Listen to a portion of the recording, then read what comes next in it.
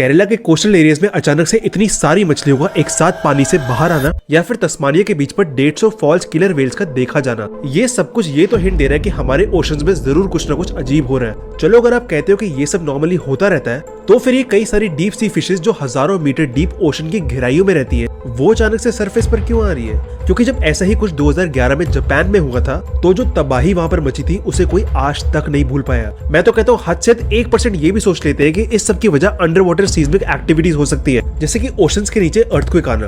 But जरा कोई in square shape waves को एक्सप्लेन करने की कोशिश करेगा, जो कि टर्की के अंदर देखी गई है, जहाँ पर पानी पैरेलल मूव करने के बजाय एक अलग ही डायरेक्शन में मूव कर रहा है। या फिर ये धीरे धीरे चलता हुआ स्ट्रेंज क्रिएचर जो साइज में लगभग यूएसए के टेक्सास शहर जितना बड़ा है। हैरानी वाली बात तो ये है कि ये सब चीजें इतनी साथ साथ क्यों हो रही है? क्या सच में डीप सी में कुछ ऐसा चल रहा है जिसके बारे में गवर्नमेंट को तो पता है, बट वो हम तक बात नहीं पहुंचाना चाह रहे हैं? एक और अजीब बात तो ये है कि जहाँ अर्ली 2000s में कंट्रीज ओशन में न्यूक्लियर एक्सपेरिमेंट करा करती थी, वो एक्सपेरिमेंट भी अब काफी कम हो गए हैं। और इसी वजह से जहाँ हम आज की डेट में मून और मार्स को एक्सप्लोर कर रहे हैं, वहीं दूसरी तरफ दुख की बात तो ये है कि हम अपने अर्थ के सिर्फ 20% ओशंस को ही एक्सप्लोर कर पाए हैं, और आज भी 80% ओशंस तो ऐसे हैं जहाँ तक कोई पहुंच भी नहीं पाया है। तो अब आप बताओ, क्या अब समय आ गया है कि हायर अथॉरिटीज को अपना थोड़ा ध्यान ओशन को एक्सप्लोर करने में भी लगाना चाहिए? कमेंट्स में आपके जवाब की वेट करूंगा।